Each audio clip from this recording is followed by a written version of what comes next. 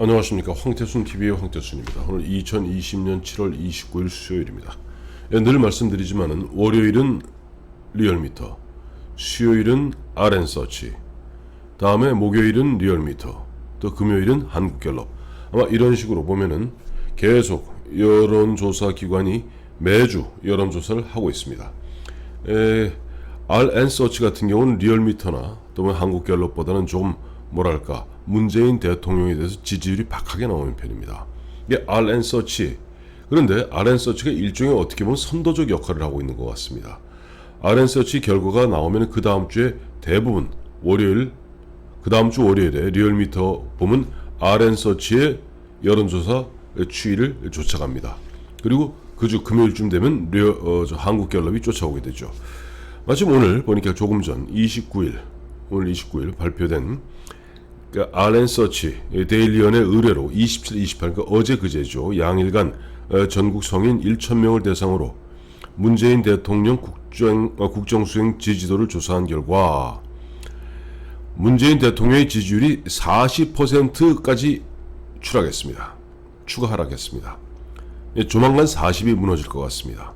또 더불어민주당과 미래통합당 간의 지지율 격차가 오차 범위 내로 좁혀진 것으로 결과가 나왔습니다. 문재인 대통령의 국정수행 지지도는 전주에 비해서 2.1%포인트가 내린 41.9%로 집계됐습니다. 결국 이제 조만간 이제 이른바 4호선에서 3호선 탈날이 머지않은 것 같습니다.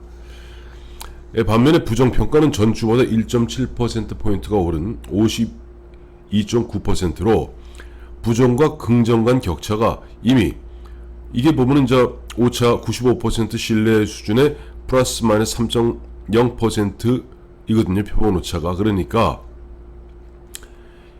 이 3이니까 6% 안쪽은 같다고 봐야 되는 건데 이미 부정이 52.9, 긍정이 41.9로 11%포인트 차 났습니다. 이미 긍정과 부정의 격차는 오차 범위를 훨씬 벗어나고 있다고 봐야 되겠죠. 긍정평가가 지금 전체적으로 41.9%입니다만은 긍정평가를 보면 20대가 전주에 비해서 6.7%포인트 추락한 41.1로 30대는 근소하게 1.6%포인트가 올랐어요. 40대가 전체적으로는 52.3%입니다만은 전주에 비해서 2.1%포인트가 내려갔습니다. 50대는 근소하게 0.4%포인트 올랐고 60대 이상에서는 2.9%포인트가 하락한 30.8%가 나왔습니다. 또한 더불어민주당 지지율은 전달에 비해서 2.6%포인트가 오른 34.6, 미래통합당은 전달에 비해서 3.6%가 오른 32.1로 민주당과 더불어민주당과 미래통합당 간의 격차는 오차 범위 이내인 2.5%포인트로 좁혀졌습니다. 사실 보면 지난 4.15 총선 끝나고 4월 말 조사에서 민주당은 그 당시에 49.2, 통합당은 21.8%로 양당 간의 격차가 무려 27.4%포인트였는데 10분의 1로 줄어들었습니다. 2.5%포인트로 좁혀진 것입니다. RN서치는 이외에도 보면은 차기 대선 후보 지지율도 함께 조사했습니다. RN서치가 보면은 27, 28 똑같은 거죠. 차기 정치 지도자 적합도를 설문한 결과 이낙연 의원이 23%, 이재명 지사가 21.8%로 이낙연 의원과 이재명 지사 간에는 1.2% 포인트 격차로, 즉 오차범위 아주 딱 붙었습니다. 보수 지지층의 강력한 지지를 받고 있는 윤석열 검찰총장은 15.5%로 지금 3위로 달리고 있고요. 4위는 이제 홍준표 의원이 5.8, 그 다음에 안철수 국민의당 대표가 5.5, 황교안 미래통합당 전 대표가 4.2, 오세훈 전 서울시장이 4.1, 유승민 전 의원이 2.5, 나경원 전 의원이 1.7, 원희룡 지사가 1.2% 순이고요. 지지 후보가 없다는 것이 5.8%, 잘 모르겠다가 4.3%입니다. 앞서 말씀드린 사람들의 인물들의 이름을 쭉 들어보면 지금 미래통합당이 3위부터 나머지 전체를 차지하고 있고, 민주당 소속으로는 이낙연, 이재명 두 사람 이름만 이제 거론되고 있는 실정입니다. 이제 보면은 이낙연 의원과 이재명 지사가 보면 이제 접전을 벌이는 것은 우리가 다 익히 알고 있는 바이고, 저는 이제 윤석열 검찰총장에 대해서 한번 말씀드리고 있습니다. 이 윤석열 검찰총장이 여러 여론조사 가운데 처음으로 15%의 지지율을 뛰어넘었습니다. 사실 여론조사에서 10%가 어떻게 보면 굉장히 중요한 분수령이 되고, 또 15%가 굉장히 중요한 분수령이 됩니다. 왜냐하니까 실제 여론조사하고 실제 투표하고는 결과가 다르겠습니다만은, 우리가 선거에 출마했을 때 15% 이상을 득표하게 되면은 흔한 얘기로 선거 자금을 갖다 국고 보조금으로 다 되돌려받습니다. 대표적인 경우가 2007년이죠. 2007년 그 당시에 이회창 전 한나라당 총재가 출마했습니다. 혈혈단신으로 무소속으로 출마했는데, 물론 대통령은 이명박 대통령이 되었습니다만은, 그때 이회창 전 한나라당 총재가 이룩한 득표율이 15.01인가 하여튼 15%를 근소하게 넘었습니다. 그래서 그해 대선 때 썼던 100억 원 정도 가까운 선거 자금을 갖다가 나중에 국고 보조금으로 보존받게 되고, 그 돈을 갖다가 밑바탕으로 2008년에 그 당시 자유선진당인가 선진당을 갖다 창당하게 되죠. 그러니까 15%라는 것은 굉장히 의미가 남다른 그런 숫자입니다. 어쨌든 여러 여론조사 가운데 처음으로 15%의 지지율을 갖다가 시연한 윤석열 검찰총장은 미래통합당 지지층에서는 32.5%의 압도적 지지를 받고 있습니다.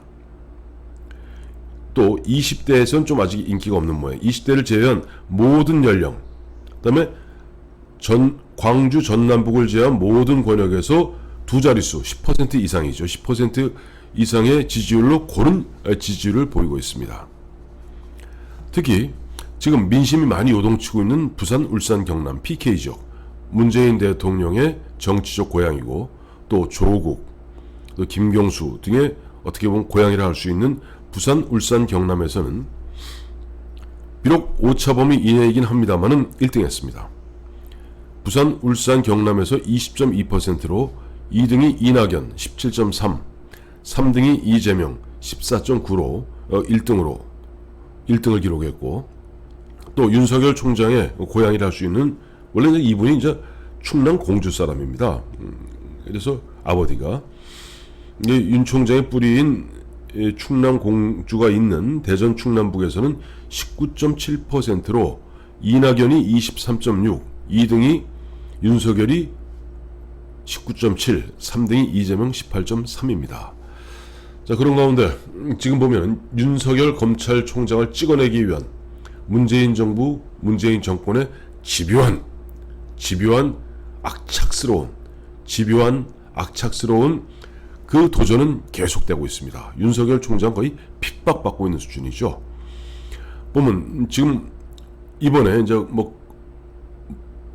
검찰 법무 개혁을 하겠다는 그 요지의 핵심은 뭐냐니까, 검찰총장한테 모든 지휘권을 다 뺏고 법무부 장관이 밑에 5 고등검사장, 서울고검, 부산고검, 대구고검, 광주고검, 대전고검, 이 5개 고검장을 직할로 지휘할 수 있는 체제. 즉 검찰총장은 그냥 명예직으로 남는 겁니다. 그냥 차나 마시고 법무부 장관 무슨 말씀 있으면 대독이나 하고, 이런 검찰총장을 만들겠다는 겁니다. 이거야말로 있을 수 없는 이거야말로 독재의 절정입니다. 왜 검찰총장을 갖다가 정치적으로 왜 독립시키고 정치적 중립성을 강조하면서 2년 임기제를 만들었을까요? 지금 검찰총장이 아니라 법무부 장관이 직접 고등검사장, 즉 군대를 얘기할게요. 쉽게 얘기하면 대통령의 의중을 떠받든 국방부 장관이 군대를 지휘할 수 있는 합참의장, 육군참모총장을 갖다 제끼고 밑에 군단장한테 직접 지시해서 그 군단장으로 하여금 사단을 움직이게 하겠다는 겁니다. 여기에 무슨 문제가 있겠습니까? 검찰총장은 그래도 역대 검찰총장은 2년 동안 하는 일이 딱 한 가지입니다. 청와대와 싸우는 일입니다. 이게 굳이 윤석열 총장뿐 아니에요. 과거 역대 검찰총장은 정치적 외압으로부터 검찰이란 조직을 갖다 보호하고, 그래서 검사들로 하여금 정치적 눈치 안 보고 또 권력에 굴신하지 않고 정정당당하게 검사로서의 역할을 할 수 있게끔 검사를 보호하는 역할을 검찰총장이 하는 겁니다. 그래서 정치적 외압으로부터, 권력의 외압으로부터 검찰을 보호하고, 검찰을 보호해야만이 국민이 보호되거든요. 그래서 검찰총장을 갖다가 2년 임기로 딱 못을 박아놓은 겁니다. 그런데 이젠 검찰총장을 핫바지 정도가 아니라 완전히 저 꾸어다놓은 보릿자루를 만들고 법무부 장관이, 추미애 법무부 장관이 만년하겠습니까? 또 어떤 후임 장관, 예를 들어 황희석, 최강욱 이런 사람들이 법무부 장관 오면은 참 꼴 좋겠습니다. 검찰총장 패스하고 검사장들은 임기를 보장 안 받습니다. 그리고 고등검사장은 검찰총장 되는 게 사실은 꿈입니다. 또 지검장들, 일반 검사장들은 고검장 거쳐서 검찰총장 되는 게 꿈입니다. 승진과 보직에 목을 매게 됩니다. 거기에서 인사권을 주고 있는 법무부 장관이 이렇게 저렇게 지시하면 그야말로 우리는 검찰은 난장판이 됩니다. 있어서는 안 되고 있을 수도 없는 이야기죠. 그렇게 하는 가운데 또 심지어는 지금 집권 여당 내부에서는 검찰총장을 갖다가 차관급으로 격하시키자. 안 그래도 조만간 보면 검사장 인사가 있을 것 같습니다. 윤석열 검찰총장 내년 7월 25일까지 임기 동안 정말 현극의 길을 걸어야 되는 윤석열 검찰총장. 버텨야죠.